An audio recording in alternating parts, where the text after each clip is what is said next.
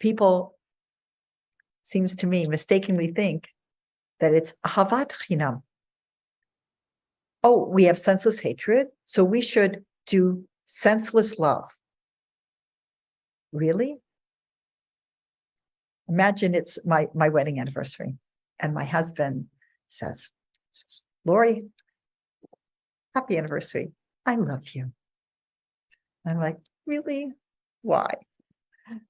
No idea. For nothing. What? You don't know why you love me? What? But if he said, Lori, I love you, and I asked why, and he goes, oh, because you're such a devoted mother, because you care about the Jewish people, you're so idealistic, now that feels good. The opposite of sina, of hatred, for sure is love. But the opposite of senseless is not senseless. It's purposeful. The opposite of sinat chinam is not ahavat chinam. It's ahava b'kavana.